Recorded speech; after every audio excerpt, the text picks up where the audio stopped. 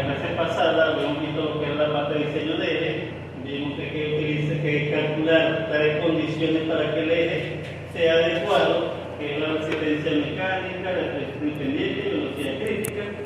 Vimos también lo que es el análisis, por lo menos una parte de lo que son análisis de los dispositivos para localización y para transmisión de fuerza potencia, que igual hay que analizarlo porque hay ciertas variables, limitantes y condiciones y criterios que hay que considerar. Y ahora vamos por la parte de cojinetes, que son los elementos que soportan al eje de transmisión. El fabricante había dicho en su enunciado de que se puede utilizar cojinetes de contacto deslizante. Bueno, vamos a analizar a ver si eso es cierto o no. Aquí están, por supuesto, las características del cojinete en el apoyo en B, cohete deslizante, lubricación 7630, temperatura 7540, a la entrada 140, a la salida 148, holgura manual 0,0010 pulgadas, longitud 1.18, poder de seguridad 2, cantidad de líquido requerido en un cuarto de litro por segundo, caudal, pérdida de potencia en un 1% y condiciones de funcionamiento de esto. Esto es lo que se da como dato para el cojinete. ¿Ya? Tal como observamos, según el diagrama de fuerza y la distribución, ¿ya? En D no se puede utilizar un cojinete de contacto deslizante, ya que hay una carga axial presente. No se puede utilizar un cojinete de contacto deslizante, un cojinete radial de contacto deslizante. Tendría que ser un cojinete de empuje o algo así. ¿Ya? De hecho, si lo miramos más crudamente, se supone que para este tipo de cojinetes, ¿ya? Se supone que entre el eje y el cojinete debe haber un ajuste holgado, ¿cierto? Ajuste holgado, ¿ya? Entonces, si aquí hay ajuste holgado y aquí hay ajuste holgado, ¿quién detiene el eje en la dirección longitudinal cuando se aplica la carga axial? ¿Quién lo detiene?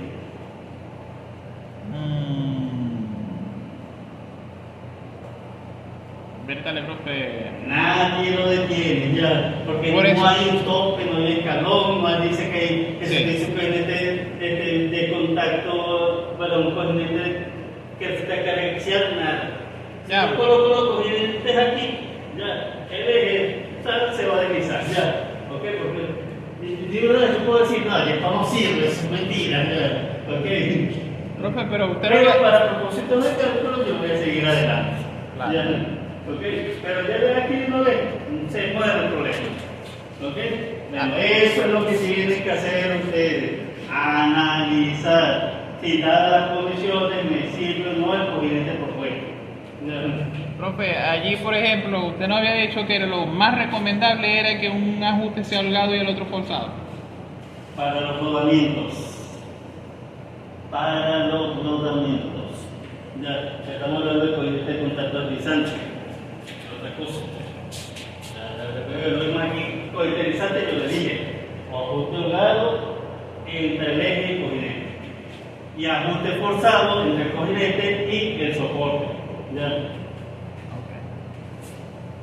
Ok. Bueno, pero por ahora, solamente por carga axial yo puedo eliminar ya el cojinete en el apoyo en D. Ok. Fuerza total aplicada en B, por supuesto, me baso en los diagramas que ya había hecho con anterioridad. Recuerden que el problema, para el problema que se van a llevar, si yo no les doy los diagramas, ustedes deben hacerlo, que no tener ningún problema con esto, supongo yo. ¿Okay? Pero lo cierto es que para la fuerza yo necesito obviamente los diagramas. ¿Okay? Y que lo que observo obviamente que en el punto B hay carga en este plano y en este plano, pero necesito la resultante. Como son planos totalmente perpendiculares, puedo aplicar Pitágoras sin ningún problema. Y toda la reacción del cojinete M 190.75 litros. Ese es el resultado. Ya. En cuanto a aceite lubricante, ya el enunciado decía que se utilizaba un aceite 630, por supuesto, se tengo que explicar que ese aceite esté en los gráficos, ¿ok? Porque claro, que hay más gráficos de esta tipología, ya, por futuro del examen, yo creo que usted trabaja con estos gráficos. Necesito ver si ese 630 está, por supuesto, dentro de lo que he recomendado en la tabla, y obviamente sí está. ¿Okay? Por lo tanto, puedo entonces continuar con los cálculos. Ok. Recuerden que hay que establecer o definir la relación en el sobre de longitud sobre de nuestro cojinete. La longitud, por supuesto, el cojinete se supone que es 1.18 y el diámetro también 1.18, por tanto la relación que es sobre D es igual a 1. Entonces la relación de sobre D que se necesitan para toda la gráfica con la que vamos a trabajar es igual a 1, ¿ya? Y vamos a repetir esto otra vez, ¿ya? Se necesita para el diseño específico del eje que estamos analizando. ¿Ok? Y por favor, diámetro 1.18, ¿ya? Longitud 1.18 según los planos gráficos y demás. Por eso relación de sobre D igual a 1. Ok.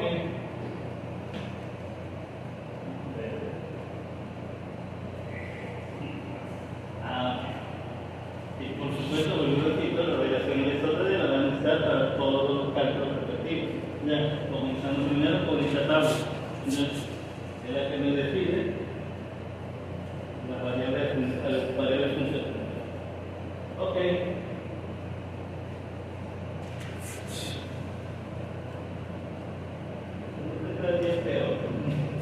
Viscosidad. ¿Ya? Que recuerden, nosotros lo necesitamos para los cálculos, especialmente con el número de Sommerfeld o el número característico del cojinete deslizante. ¿Ya? Ok. Recuerden que para la viscosidad necesitamos calcular la temperatura promedio.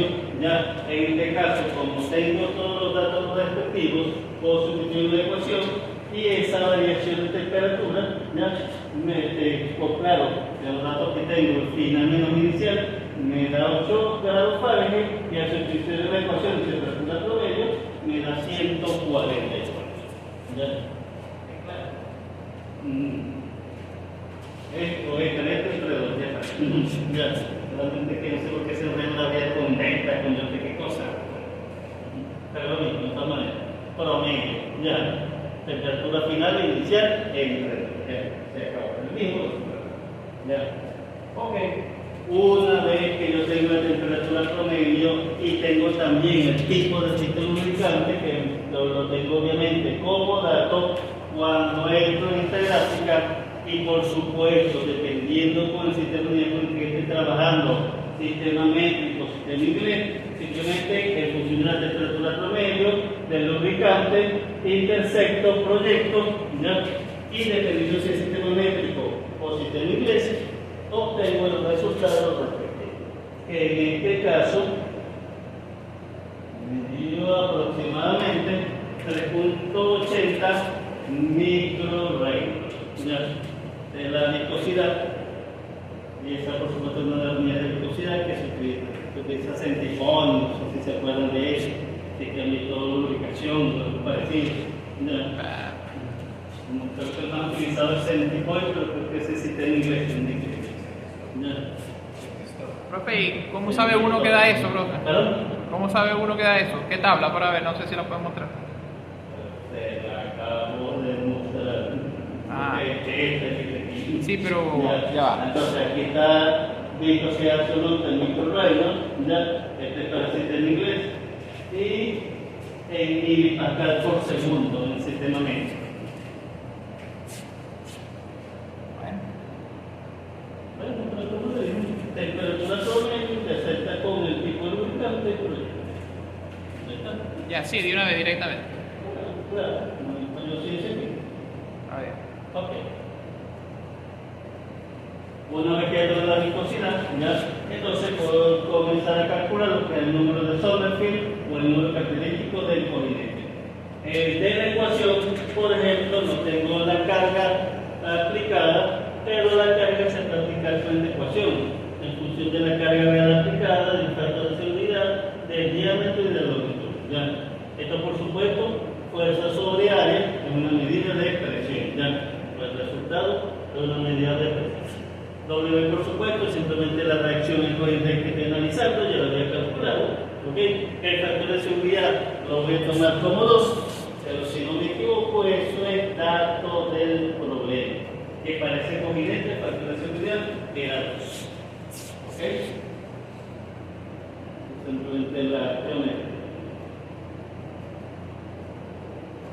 sustituyo y la presión ejercita en ese cojinete 273.56 psi. La holgura radial, ya en este caso, ya será como dato y es 0.0 pulgadas, pero yo no necesito la holgura radial, sino la holgura diametral. Ya, simplemente la holgura radial por 2, así de sencillo. Por lo tanto, la holgura diametral, que se define con letra C minúscula, me da este resultado. ¿Okay? Por favor, ya vi el problema. A ver si les doy como dato holgura radial o holgura diametral. Para la ecuación se necesita la holgura diametral. ¿Okay? Bueno, sustituyo porque ya tengo todos y al final el número de Sommerfeld me da 0.141. ¿Okay?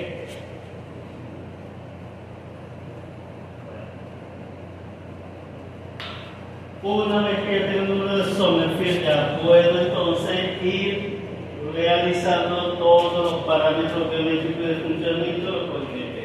Comienzo con qué? Con el peso mínimo en película, la posición del peso mínimo en película y la excentricidad. ¿Okay? Para ello simplemente ya utilizo las ecuaciones que ya conozco. El peso mínimo en película se calcula con esa ecuación. ¿Okay? Entrando por el número de Sommerfeld, un gráfico del coordinate y la relación L sobre D, ¿ya? Entrando a esta tabla, por supuesto, obtengo lo que es la relación peso mínimo holgura diametral. Recuerden, relaciones L sobre D, número de Sommerfeld, simplemente intersecto y proyecto. ¿Okay? Dependiendo de qué es lo que quiero. Aquí la relación de excentricidad holgura diametral, allá es la relación peso mínimo holgura diametral. Depende de lo que quieren, de lo que necesiten, proyectan de un lado o del otro. Siempre comenzando del número de abajo, ¿verdad? Del valor de abajo, del horizontal. Sí, del número de Sommerfeld. Ok. Total, entonces, haciendo esa proyección en ese gráfico, la relación espesor longitud mismo me da 0.40. Y ya simplemente, como tengo los otros datos, sustituyo la ecuación y al final ese espesor mismo en película me da 0,00042 pulgadas. Bueno, relativamente delgado, pero así son. Vamos a hacer la película de los cantes. No esperen una película de grosor de 1 milímetro, ya es técnicamente difícil o imposible. Ya. Entre los espesores son relativamente pequeños. ¿Okay? Y mientras más alta la temperatura, más pequeño es el espesor de película. Bueno, ese es el espesor de película. ¿Okay? Por supuesto, al entrar de nuevo en la gráfica con la relación, con el número de Sommerfeld y la relación L sobre D igual a 1, el ángulo donde se ubica el espesor mínimo en película está en 52 grados. ¿Okay? Para esa, vamos a decirlo, condición. Entramos a esta gráfica.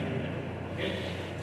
Igual, las relaciones L sobre D, el número de Sommerfeld, proyectamos una relación, vemos que automáticamente tenemos la ubicación en ángulo del espesor mínimo de P. ¿Okay? Claro, aquí nos tenemos que fijar en qué sentido está la rotación para ver si esos 52 grados se miden en este sentido o en este sentido. Eso es lo único que tienen que decir. ¿Okay? 52 grados medido en sentido antihorario, 52 grados medido en sentido horario. Debería completarse la información. ¿Okay? Pero por favor, dependiendo del centro de giro, tendrán que especificar bien en qué dirección se está viendo. Ok, entonces esa es la ubicación del presómino de película, 52 grados de la vertical. Ok. Para la excentricidad se utiliza esa ecuación que ya habíamos visto con anterioridad. Ok.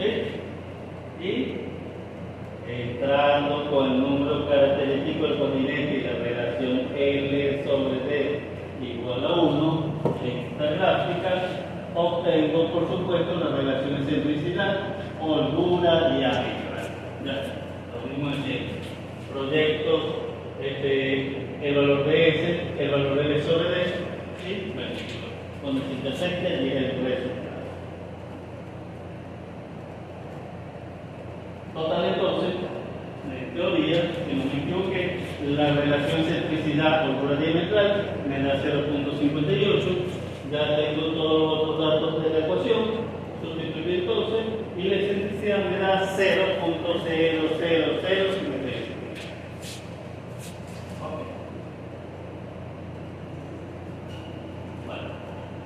De la gráfica anterior, el punto de funcionamiento se ubica entre la línea mínima de fricción y la carga máxima, por lo tanto cumple. Ya, recuerden por favor, vamos a decirlo parte de lo que es las condiciones adecuadas de funcionamiento. ¿Okay? Se supone que con los datos anteriores, al intersectar la relación de sobre D con el número característico, queda dentro de esta zona. Ya, lo cual es la zona de funcionamiento adecuada.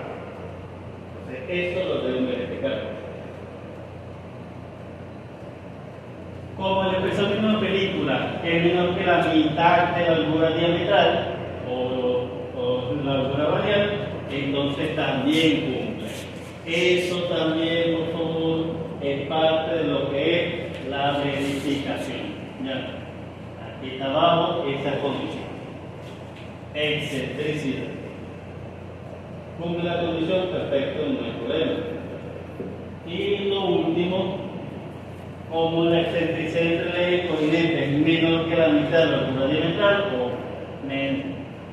o menor que la holgura radial, entonces también. ¿Ok? Por favor, tienen que verificar todas estas condiciones que son condiciones geométricas y de funcionamiento. Ahora, como les dije, analicen a ver cuál de estos es limitante estricta. No me cumple esto, pero será limitante estricta. No me cumple esto, pero será limitante estricta. O no me cumple esto, pero será limitante estricta. Ya, entonces, ya a esta altura les tocará analizar ustedes. Así es. ¿Ok? Bueno, entonces por favor, chequen esa condición. Bueno, calcular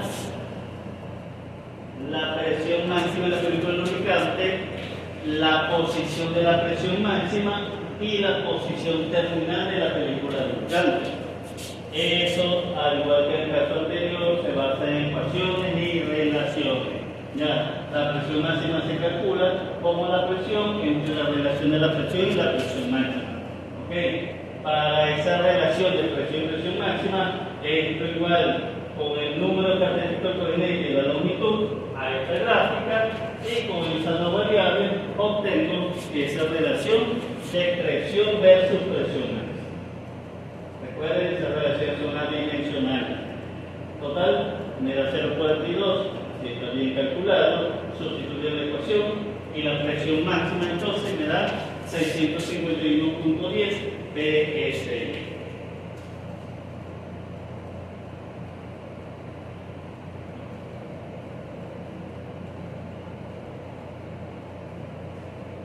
Para el otro factor, la posición de la presión máxima, igual. Esto con el número característico y la relación L sobre D en esta gráfica, y por supuesto, dependiendo de lo que necesite, si es la ubicación de la presión máxima o la ubicación de la película terminal, utilizo una curva o utilizo otra, utilizo la continua, utilizo la punteada y proyecto según ya lo que necesite. De esta forma podría en esta gráfica indicar cuál es la dirección de proyección para uno y para el otro, por supuesto. ¿Okay? En este caso, proyecto, indico, y aquí yo tengo la posición de la presión máxima del lubricante, que es lo que me interesa. Total, entonces, esta aplicación de la presión máxima es 79 grados, 74 grados, pero en el caso anterior tiene que ver cuál es el sentido de rotación, para decir si es sentido horario o sentido antihorario. ¿Ya? Pero esa es la posición de la presión máxima. Y como se darán cuenta, la posición del espesor mínimo en película y la posición de la presión máxima no coinciden. No, sí, no coinciden. Ok. Seguimos. Y para lo último, la posición terminal de la película lubricante, entonces igual, ya con el número característico y la relación R sobre D, se va utilizando las líneas punteadas, proyecto, y obtengo allí la relación ya con la ubicación de la posición terminal de la película lubricante. Total, entonces, tendrá 78 grados, que debería ser lo lógico, ¿ok? Donde termina la película debería ser mayor, donde está la presión máxima. Si le da al revés, entonces hay algo mal allí, ¿ok? Eso no tiene sentido desde el punto de vista lógico. Ahora, ¿será posible que coincida el espesor mínimo con la presión máxima? ¿Será posible eso? Bueno, analicen ustedes, ¿ok? Bien, igualmente, esto será limitante estricta. Es decir, si esto da menor que esto, ya, analicen todo eso. La altura es por la de cada hora, ustedes establezcan esa limitación. Estricta o no. Pero es que eso debería dar menor, profe. ¿Perdón? Eso debería dar menor que eso. ¿Cómo se? O sea, el de arriba es 74 y el de abajo es 78, ¿verdad? Exacto. Bueno, profe. Esta posición de la presión máxima, es decir, este ángulo que está acá, ya, y esta es posición terminal, es decir, aquí, donde termina, donde en teoría termina la película de lubricante. Pero bueno, lo que quiero es que ustedes chequen esas condiciones limitantes. ¿Son estrictas, no son estrictas? Bueno, analícenlo. Ok. Caudal de lubricante y fuga lateral que necesito para los cálculos respectivos. Recuerden, por favor, yo debo suministrar cierta cantidad de lubricante, ya la salida lleva a ver la misma cantidad si no fuese porque hay fuga lateral. Entonces, que yo tengo que tomar en cuenta esa fuga lateral a la hora de hacer los cálculos. Por supuesto, el caudal lo puedo calcular con esta ecuación, geometría y una relación caudal-parámetros geométricos, ¿ya? Por supuesto, entrando con el número de característicos de coordinate y la relación L sobre D, ya precalculada, obtengo esa relación caudal-geometría, de la misma manera que en toda la otra tabla. Total, entonces, haciendo esa proyección con estos dos, esa relación me da 4.25.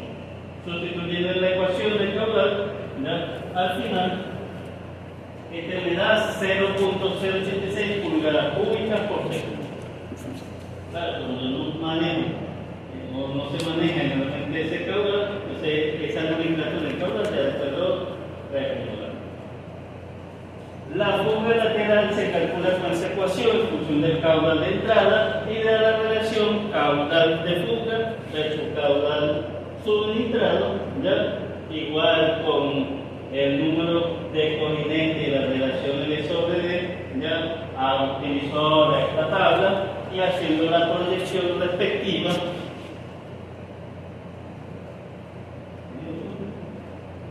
Esa relación caudal versus caudal de salida 0.66 y por lo tanto al sustituir el caudal de fuga en los extremos 0.057 pulgadas cúbicas por segundo. ¿Okay? Un detalle que no especifican los autores es si esto es el caudal total o el caudal por cada lado. No lo especifican, así que vamos a suponer que es el caudal total. Ya. pero no especifican. Ok, hay fuga de este lado, hay del otro lado no hay fuga, no. Pero los motores no especifican si esto es el caudal total, es decir, la fuga por todos lados, o solamente de uno. Pero entonces vamos a suponer que es el caudal total, ¿ya? Por todos los sitios donde se. Ok. El caudal total, entonces, que yo necesito para mantener operativo el sistema es el caudal que debo aplicar la entrada, que calcule inicialmente, más la fuga lateral. Total, me da 0.153 pulgadas cúbicas por segundo, pero me interesa llevarlo, según nos da el problema, a litros por segundo. ¿Okay? Obviamente, como el caudal total es menos que el caudal ya que nos da todo el problema, entonces, ok, la cosa.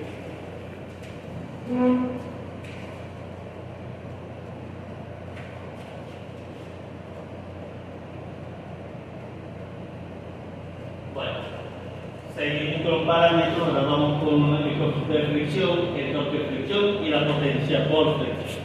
Recuerden por favor, aunque estemos con una película lubricante, hay fricción entre el aceite y la superficie de movimiento. El coeficiente de fricción se calcula con esa ecuación y por supuesto necesitamos una relación coeficiente geometría o en una característica de la relación es sobre igual 1. Entrando en este gráfico, obtengo por supuesto esa relación.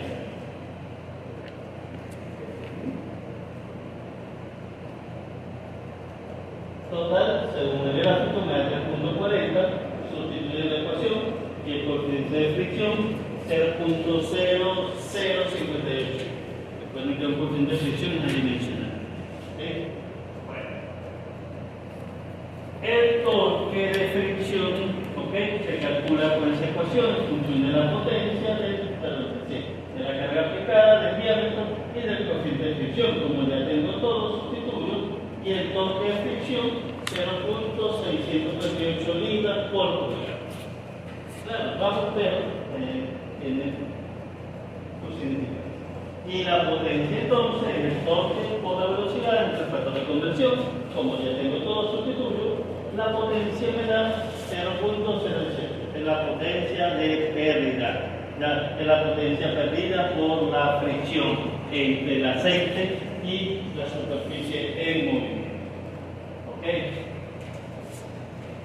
Por supuesto, el problema me decía que la potencia debería ser menor al 1%.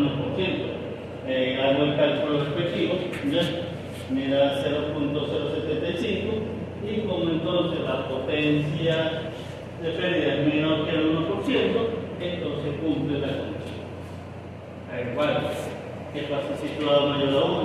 ¿Es limitante estricta o no es limitante estricta? Entonces, eso es lo que tienen que analizar, hacer para ustedes. Ok. Por lo menos, para el análisis, M cumple con los requisitos de seguridad, el D no cumple, ya por la carga axial, aunque bueno, repito, como le dije al principio, en realidad ninguno de los dos cumple, es falso, ya, solamente que desde un punto de vista académico, bueno, yo hice prueba, pero moría desde el análisis inicial.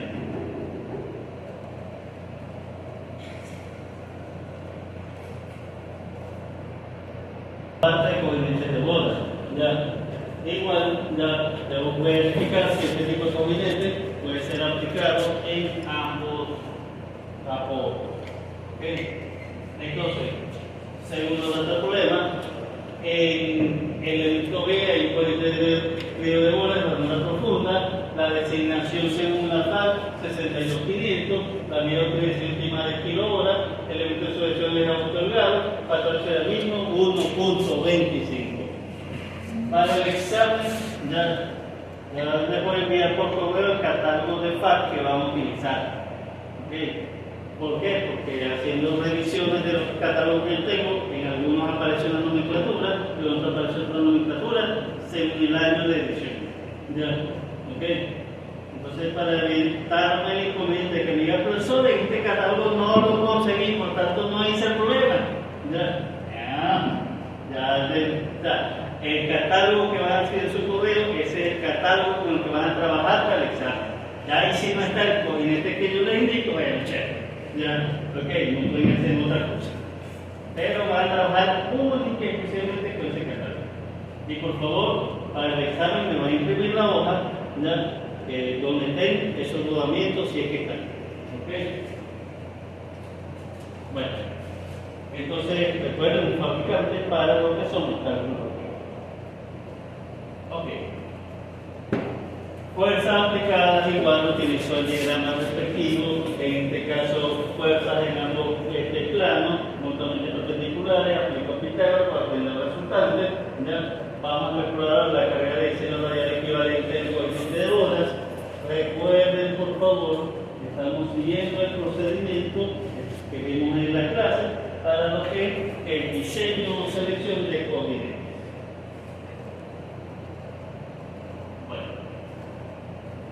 Por supuesto, primero lo que tengo que hacer es calcular la fuerza del diseño, que se calcula con esta ecuación en función de un factor de rotación, en función de un factor de seguridad y en función de la fuerza resultante aplicada en ese continente. Recuerden, por favor, esto es simplemente dependiendo de las condiciones, si hay solo carga radial, si hay carga combinada. ¿Okay? En este caso, y según vamos a decirlo, los diagramas que tenemos, vamos a verlo aquí, ¿ya? En vez solamente hay carga radial, ¿ya? No hay carga combinada. Por lo tanto, utilizo la ecuación que vimos con anterioridad. Bueno. Por supuesto, el factor de rotación se toma igual a 1, ¿ya? El factor de seguridad en este caso se toma igual a 1. Recuerden que el factor de rotación tiene que ver quién gira, si el lado interno o el lado interno. ¿Ok? Para los propósitos de cálculo. Ahí tienen que chequear esa condición. ¿Ya? Y por supuesto, ¿ya? Sustituyendo entonces la ecuación, considerando esos dos, el factor de diseño me da la fuerza de diseño me da 190.40. Vamos, una vez que calculamos la carga de diseño radial equivalente, vamos a calcular la capacidad de carga radial del fabricante. Igual se calcula con esta ecuación en función de la carga de diseño, en función de la vida de diseño y de la vida del fabricante. En este caso, el coeficiente de bola se eleva la relación a 1 por supuesto, la vida útil esperada de diseño se calcula con esta ecuación. La cantidad de horas de vida, 10 kilonewton, y la dato del problema, y la velocidad, por supuesto, la velocidad de funcionamiento del eje. En este caso, 1750. Ambos son datos. Ese 10 kilómetros, ahí parece KH. No, horas. Horas. Esta es la vida útil en horas estimada en coordinadas. 10.000 horas. 10.000 horas. 10 kilohoras. El 10.000, no debería, Pero el 10, 10 kilohoras. 10 kilohoras. 10 kilohoras. Sí. Es como decir 10 kilonewton. No sería 10.000 horas, profe. Claro. 10.000 horas, exacto. Pero la K debería estar en el 10. No en el 10. No, está bien así. Seguro. Es que cuando te colocas kilonewton, no lo colocas por separado. 10 kilonewton. Ah, ok. Ya la 3, No tiene razón. Ok. Bueno. Sustituyendo entonces la vida de diseño esperada en revoluciones me da esa cantidad, 1050 por 10 a las 6 revoluciones. Esa es la vida de diseño útil esperada en ese coordinete. Ok. Si utilizamos un catálogo FAR, yo les dije que el fabricante establece su vida útil para su coordinete. En este caso siempre lo establece como 1.000.000 de revoluciones. 1 por 10 a las 6 revoluciones. Ok. Sustituyo. Y la capacidad de carga radial del fabricante me da esta cantidad de libras que simplemente lo llevo a kilonewton. es que el sistema con el que estamos trabajando, el problema era el sistema inglés, ¿ya? Pero los catálogos vienen en el sistema métrico, por tanto tengo que hacer la conversión respectiva. De hecho, siempre es un fastidio, ¿ya? Sobre todo a la hora de coger tamaño normalizado, ¿ya? Siempre es un fastidio. Por eso es que si voy a utilizar rodamientos, generalmente yo trabajo con sistema métrico, todo el sistema métrico. Pero bueno, si se le presenta este caso, el catálogo está en el sistema métrico, pero los datos están en el sistema inglés. Hay que hacer las conversiones respectivas. ¿Ok? Bueno, 1 por 18 pulgadas en teoría, haciendo la conversión completa, son 30 milímetros. ¿Ya? Y considerando fuente de ruido de bola de una profunda, fácil 62.500, el valor de C, es decir, la capacidad de carga del fabricante, dice que 19.50 kilonewton. ¿Ya? Recuerden que esto se obtiene del catálogo del fabricante. ¿Ya? Y ustedes siempre tienen que verificar que el diámetro del eje coincida con el diámetro interno del coinete o viceversa. ¿Ya? ¿Ok? Es decir, el eje no puede quedar ni más grande ni más pequeño, o el coinete, ¿no? Su diámetro interno no puede ser ni más grande ni más pequeño que el diámetro del eje. Entonces deben chequear que la geometría cumpla también. ¿Ya? No solo la carga, la geometría. Bueno, esa es la carga según lo tengo del catálogo, ¿ya? Y simplemente factor de seguridad, carga del catálogo versus carga aplicada, me da 2.26. Como obviamente es mayor a 1.25, que es el dato del problema, entonces cumple la condición. Está ligeramente sobrediseñado, pero cumple. Está mayor que el mínimo que establece el fabricante. Profe, una pregunta. Si por ejemplo, el factor mínimo de diseño por contacto nos da algo, 5, es mejor que si nos da 1. No entendí bien la pregunta. Es mejor. No entendí la pregunta. Usted sabe que cuando uno está diseñando, ¿verdad? Factor mínimo de diseño. Por contacto. Nos da 5. Ese es lo mínimo que puede haber. Si hay 4, quiere decir que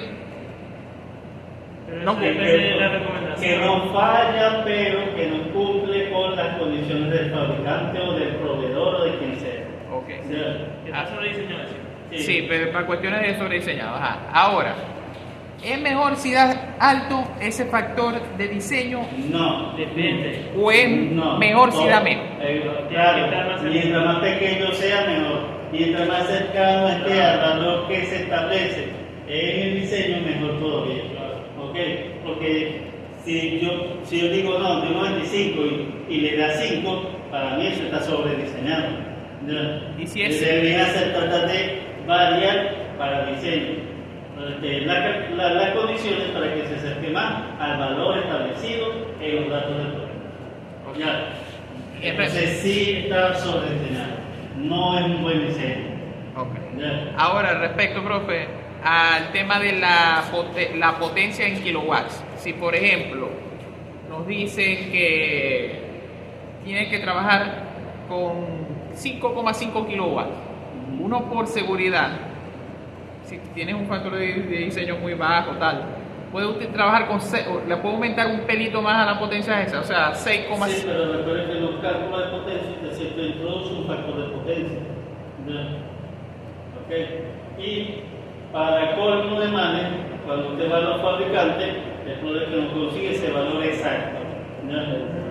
¿Ok? Pero sí, cuando usted introduce el factor de potencia, ahí ya está, vamos a decirlo, ligeramente sobrediseñado. ¿Okay? No hay que aumentarle un pelo No más. hay que aumentarle un pelo más si ya lo utilizó con anterioridad el factor de potencia. Dale, profe, pero yo veía que por seguridad siempre se aumentaba más, se trabajaba en base a... Pero si no utilizó un factor de potencia, pero si lo utilizó, ¿para qué va a poder aumentar? ¿Ya? Okay. ¿Entiendes? Si ya utilizó, es igual que decir si utilizó no un factor de diseño previo. Si no lo utiliza al principio, entonces usted al final dice, me da este valor, pues yo voy a aumentar un poquito más por si acaso. Pero si yo lo utilizo, esto lo estoy diciendo al principio, el resultado que me da ya viene con el aumento. Ok. Ya, no tengo que volver a aumentar el. Ok. Seguimos entonces. Ahora vamos a lo que es el apoyo en D. Ya. Fuente de valor profunda, la designación, la vida útil, el tipo de sujeción y el factor serialismo para ese apoyo. Recuerden que los coeficientes pueden ser iguales o diferentes. Aquí en este caso las cargas son diferentes, por ejemplo. ¿Ya? Y por supuesto deben chequear, ¿ya?, quién resiste la carga axial, porque el que resiste la carga axial se debe tener el ajuste forzado. El que no resiste la carga axial, pero debe tener un ajuste holgado. ¿Para qué? Para permitir, ¿ya?, la deformación y la dilatación, en caso de que haya temperatura. Ok, igual utilizo el diagrama para calcular dónde esté la carga aplicada. Observo entonces que en ambos hay cargas, en ambos planos hay cargas. Utilizo entonces Pitágoras y la fuerza resultante me da 146.41. Dejan esto muy bien.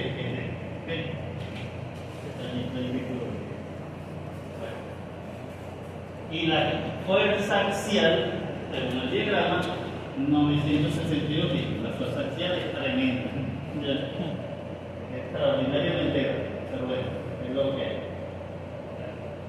Bueno, mismo procedimiento, vamos a calcular la carga adicional del equivalente en el apoyo en D. Y recuerden, en el apoyo en D hay carga combinada. Ya. En este caso.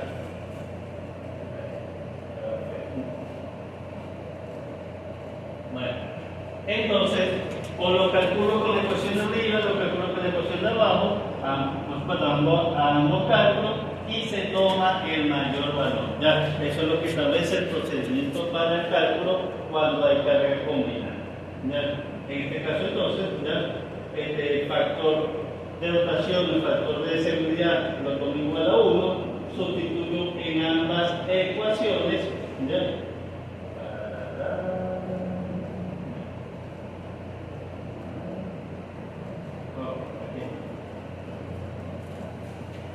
Esto corresponde a lo que es la primera ecuación, suponiendo solo que la carga radial domina el sistema, ya la carga axial lo pongo igual a 0, este es el resultado. Para la carga combinada yo tengo que determinar cuál es el factor X y cuál es el factor Y, que eso lo obtengo del catálogo de fabricante. ¿Ya? Entonces, lo primero para obtener eso es que necesito la relación C y la relación C sub C. ¿Okay? Entonces, para el tamaño del diámetro interno del coordinete o el diámetro del eje y el tipo de coordinete, en catálogo tengo esas dos relaciones. Tengo la carga axial, que era todo el problema, ya lo convierto por supuesto a Newton, por favor, que no se le compite. Es un error común. Lo hacen automático y no se fijan en las unidades. Ya, ok. Recuerden, ya estamos en inglés, pero los catálogos vienen en el sistema médico. Muy pocos catálogos trabajan con el sistema médico, muy pocos. Ya. De hecho, el único que he visto que trabaja formalmente es latín. Ya. No se ofrece esos coordinates en el sistema médico y en el sistema médico. Pero de resto, FAC, SKF, NTS, en todos los sistemas. Ok. Bueno, calculo la relación carga axial, carga estática, obtengo por supuesto el resultado para el catálogo de la FAC. Ya, para esta relación, la excentricidad hace función. Recuerden cuando vimos la clase, ya la misma tabla que relacionaba esto con lo que es la excentricidad. Entonces, para esta relación, este es la excentricidad que saco en la tabla. ¿Ya? Calculo, por supuesto, esta relación, carga axial entre carga radial por el factor de giro, ¿ya? Me da en este caso 6.56 y comparo ya la de esta relación con la excentricidad. ¿Ok? En este caso, como la relación medio mayor que la excentricidad, ¿ok? Ya, esto comparado con esto, obviamente, ¿ya? Entonces, del catálogo directo puedo obtener X y puedo obtener Y también. ¿Ok? Eso igual como dije, una serie de tablas que hay en el catálogo. Ok, una vez que ya tengo el factor X y el factor Y para cargas combinadas según el catálogo, sustituyo en la ecuación y me da este resultado, que recuerden que está en el libro, lo llevo a kilonewton. Ok. Por supuesto, entonces, comparando esto con esto, obviamente, ese es el mayor valor. Es decir, de hecho, ya sin hacer muchos cálculos, se nota que la carga axial es significativa para los cálculos. Que quien no domine la carga radial, sino la carga combinada, o casi la carga axial. ¿Ok? Bueno, perfecto. Pero hay que hacer ese procedimiento porque de los dos se toma el mayor. No podemos escapar de ese cálculo. Bueno. Vamos entonces a calcular la carga radial equivalente del fabricante con la ecuación que ya conocemos. ¿Ok? Tengo la vida del diseño. ¿Ya? Igual, es igual que los datos anteriores. Entonces, esa cantidad en revoluciones. ¿Ya? Pues para catalogar la FAC, la vida útil del fabricante es 1 millón de revoluciones. Sustituyendo la ecuación me da 48.96. ¿Ya? Obviamente, la capacidad de combinante entre la carga del fabricante requerida me da 0.40. ¿Okay? Eso implica entonces que el factor de seguridad es menor que el recomendado por el fabricante, incluso es menor a 1. ¿Ya? Entonces, obviamente, no cumple. ¿Ya? Es decir, este combinante no resiste la carga combinada. No resiste la carga axial, realmente que es extraordinariamente grande. ¿Okay? Entonces, este combinante no cumple. ¿Ya?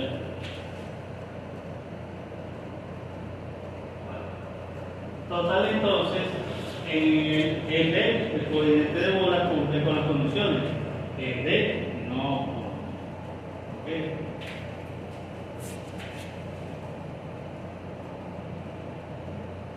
Total, entonces, hasta ahora, aquí no me sirve ni combinante de guisante ni combinante de bola. Aquí sí me sirve el otro. Así que tengo que ir llevando la cuenta. Porque de hecho en el examen, igual te van a hacer todos estos cálculos, pero yo les pido que seleccionen el mejor. Ya, ustedes tienen que ver cuál es el mejor según los cálculos. Ok. Combinante de rodio cilíndrico, entonces en el elemento en B tengo esos datos respectivos, que son los datos del enunciado. El combinante, la designación, la vida, el tipo de sujeción, el plazo de sujemismo y condiciones de funcionamiento adecuadas. Okay. Y recuerden por favor, ya, combinantes de los biocilíndricos no resisten carga axial. Okay. Entonces, como aquí no hay, entonces lo puedo utilizar. En el elemento D, por supuesto, como hay carga axial, ya o carga combinada, no puedo utilizar o seleccionar un combinante de rodillos. Entonces, siempre el primer análisis que deben hacer. ¿Se puede? ¿No se puede? ¿En dónde se puede? ¿En dónde no se puede? ¿Por qué se puede? ¿Por qué no se puede? Ya. Pero es el primer análisis que deben hacer, siempre. Bueno. Igual con los diagramas calculo la fuerza resultante en el apoyo B, que ya lo hemos calculado con anterioridad. Ya vamos a calcular la carga de diseño radial equivalente, que se calcula con esa ecuación, ya parecida a la de bolas, por supuesto. Factor de rotación, factor de seguridad igual 1 para las condiciones de análisis. Sustituyo la fuerza entonces de diseño, me da ese resultado. Ahora, para la capacidad de carga equivalente del fabricante, utilizo esta ecuación y recuerden, ya, para rodillos cilíndricos cambia ligeramente ese factor. Ya. La vida útil se calcula con esta ecuación que tenemos para todos. Los datos son iguales, por tanto la vida ya la habíamos calculado también. ¿Ya? Para el catálogo igual, 1 millón de revoluciones, sustituyo y al final la capacidad cargadora del equivalente del fabricante, este valor del libro, lo llevo a kilolitros. ¿Ya? Entonces voy al catálogo del fabricante y para ese diámetro y ese, como decirlo, nomenclatura, la capacidad de carga es ese valor, lo que cuesta el catálogo del fabricante. Por supuesto, comparo cada catálogo, carga admisible y me da 3.28 el factor de seguridad. Obviamente, con mayor a 95 y mayor a 1, cumple entonces con las condiciones. Es decir, este tipo de coeficiente me resiste la carga radial total en ese ámbito. Más corto, ¿ya? Entonces, para el cohete de rodillo cilíndrico, este cumple, este no cumple. Entonces, ya llevamos 3 que no cumplen en los dos extremos. Bueno, cuando sigue este es el ganador. Debería. Y es la última opción que tenemos. Ya no tenemos más. Ok. Bueno, cohete de rodillo código. Por supuesto, tengo esta nomenclatura y designación para el fabricante, vida de sello, tipo de ajuste, tipo de montaje, muy importante, porque eso depende de las ecuaciones, y el factor de seguridad mínimo, ¿okay? que se quiere determinar. Por supuesto, el diagrama para las cargas, ¿okay? Ahí yo tengo las resultantes, tanto en el apoyo en B como en el apoyo en D. Y aunque voy a calcular un extremo, necesito los dos resultados. Ya, porque están involucradas ambas cargas en la ecuación.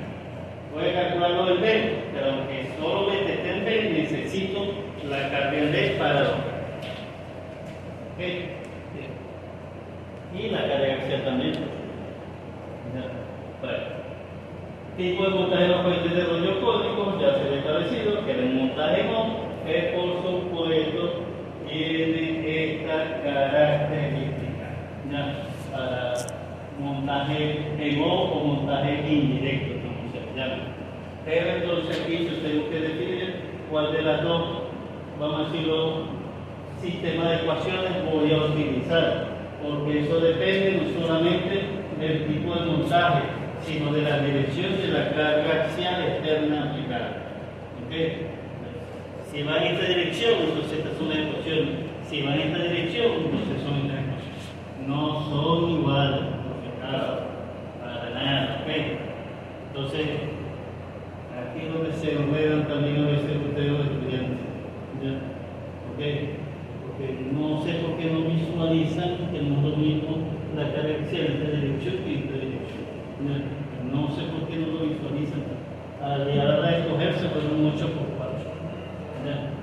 Pero bueno, espero que ustedes no. Bueno, y considerando también lo que son los diagramas o las cargas aplicadas en cada uno de los átomos. En este caso, según los diagramas de carga y según los planos de fabricación y montaje, esta es la condición de carga que se observa. Montaje indirecto o no, y la carga va en esa dirección.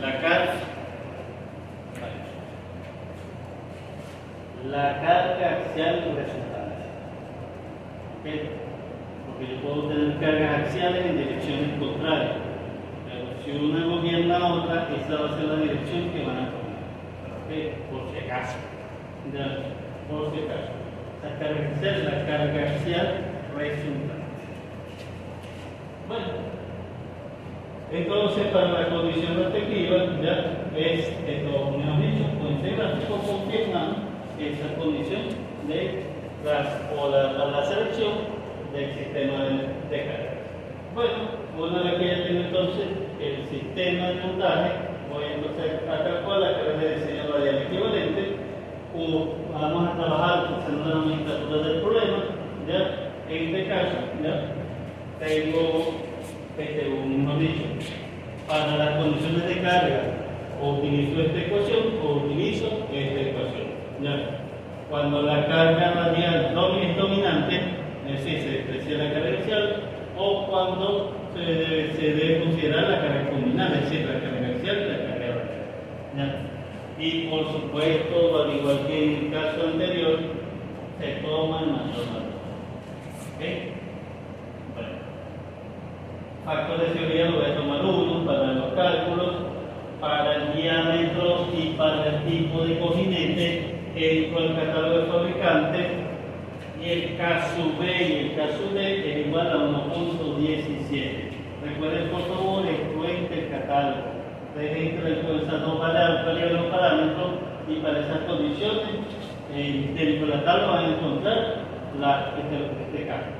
Que es lo único, ya, que no necesariamente la nomenclatura que está aquí es la misma nomenclatura que van a encontrar en el catálogo. Y de hecho, por eso yo coloqué aquí utilizando la nomenclatura del problema, no del catálogo. El catálogo, claro, creo que parece solo la letra K, ¿ya? Pero bueno, caso de caso B, 1.17, que es el que voy a sustituir en esta segunda ecuación. ¿Ok? Entonces, la primera ecuación, sin considerar la carga axial, es el resultado de la fuerza de diseño en el apoyo en D. En el apoyo en D utilizo esta ecuación, sustituyo ya corriendo en todos los datos y al final me da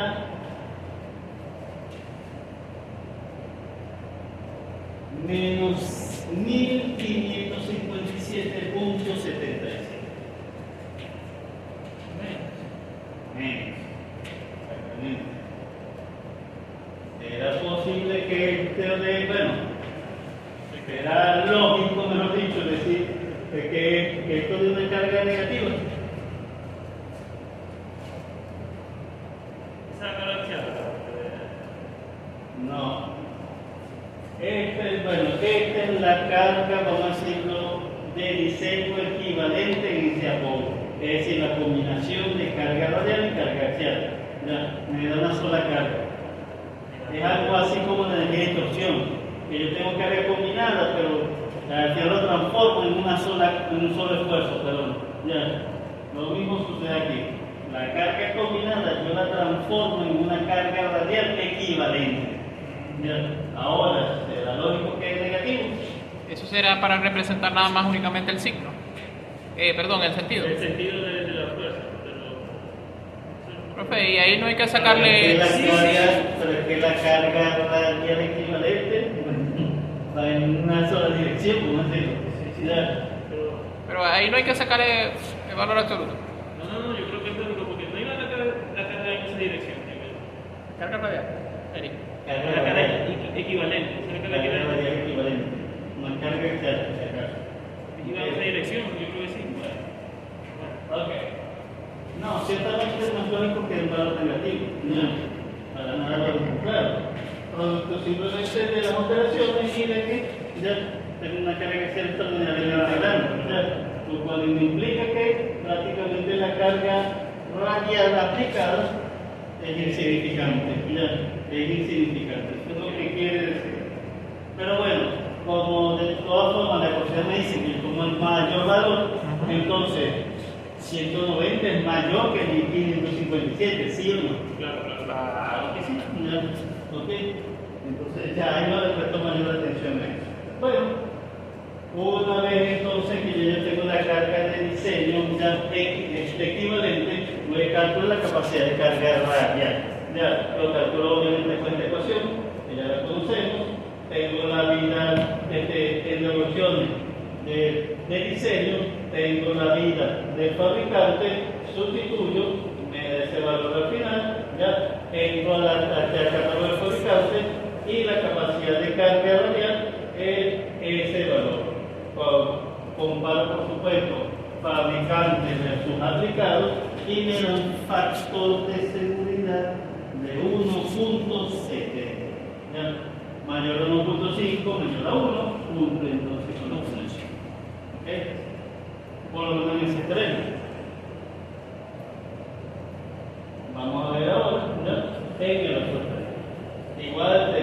condiciones y recuerden por favor, ya ajuste holgado, ajuste forzado. ¿Quién debe tener ese ajuste según las condiciones de la carga axial?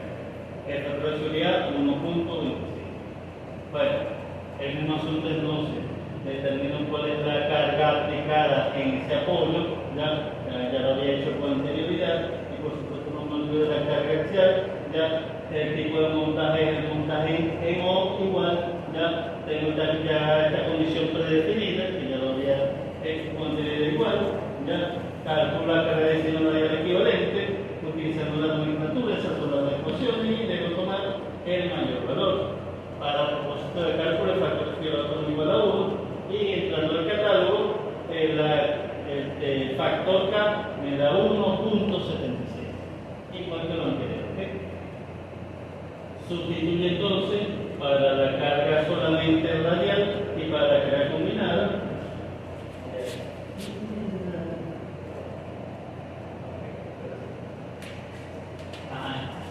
Solo considerando carga radial me da 146, considerando carga combinada me da 1850.5. ¿Okay? Ahí obviamente ya el mayor valor corresponde a carga combinada.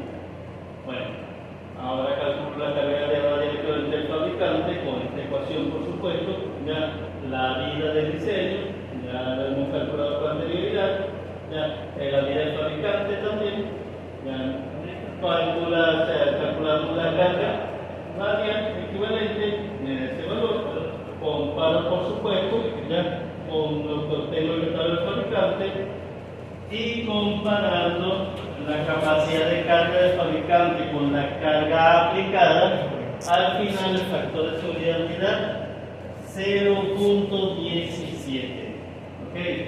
Obviamente menor a 1.25 y menor a 1 no cumple entonces, ¿ya? Es decir, el cojinete de rodillo cónico falla con esta carga aplicada en este apoyo, en el apoyo en D. Por lo tanto, igual que los casos anteriores, en B cumple, pero en D no cumple.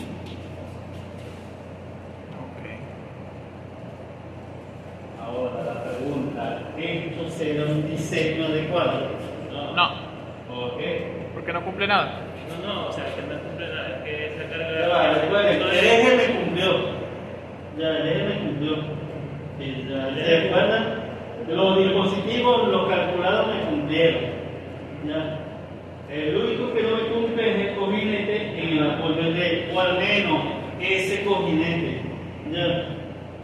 Okay, porque yo puedo buscar uno de mayor resistencia, porque sí, aunque yo tenga el mismo diámetro, los cojinetes ya puedo ser más o menos resistentes. Profe, ¿ya? pero ese ejercicio es de análisis, ¿verdad? Entonces, esos cojinetes no me fallan, pero nada me indica que otros no puedan fallar. ¿Okay?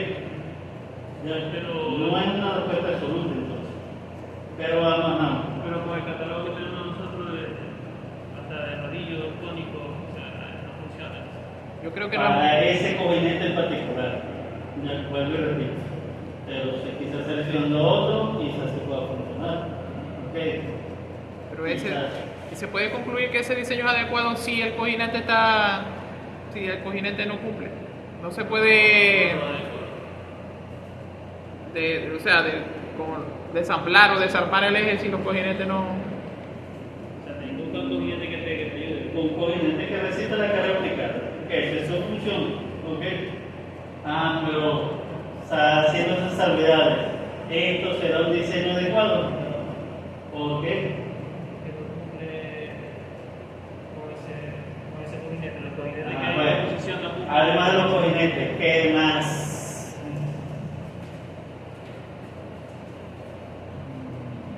Son poleras, son voladizos, está bien. Esa es una polera. Se llama adecuado. Hay un escalón. Por la tabla axial que es muy alta. Posiblemente hay que intentar bajar esa tabla axial, que es muy alta. Por la reversa no se puede modificar, porque ya tengo las condiciones de potencia y velocidad. Potencia y velocidad es la carga axial resultante. Lo que resalta ahí es que primero no tienen ningún tipo de Exactamente. Si observamos, en primer lugar, el piñón está justo en el centro, que no cumple con la condición de criterio que dice que los elementos deben estar cerca de los ponientes. Lo segundo, como se dice, técnicamente hablando, no hay ningún tipo de respaldo. Es decir, no hay un anillo de tensión, no hay un pasador, no hay un escalón siquiera. ¿Ya? Porque si esta es la carga axial, le puedo colocar un escalón aquí, y entonces solo por la carga axial el engrane se mantiene en su sitio de trabajo. Pero aquí, lo único que podría mantener al engrane en su lugar es la chaveta. ¿Ya? ¿Ok? Hasta que no sería adecuado, exactamente. Igual, aquí tengo un escalón, pero fíjense donde tengo la polea. ¿De qué me sirve este escalón entonces? ¿Okay? ¿Para qué me sirve? Ya, porque tengo el mismo problema que tengo acá. ¿Okay? Entonces, que me evita el desplazamiento longitudinal de la chaveta, que no debería. ¿Ya? ¿Okay? Aquí debería utilizar algún elemento de sujeción. ¿Ya? Sea anillo de tensión, escalón, elemento local, porque claro, como estoy en un extremo, si coloco un elemento local acá y un escalón aquí, ya tengo resuelto el problema. Exacto, poco pasador. Bueno, entonces fíjense, dado esta conciencia, por supuesto que este no es un diseño de pago. Para nada, esto no debería haberse diseñado de esta manera. Sí, ¿verdad? Y es la conclusión en la que yo quiero que ustedes lleguen. ¿Ya? Si ustedes se enfracaron, no, corriente, ¿qué? ¿Ya? ¿Ok? El análisis integral. Total, entonces, este diseño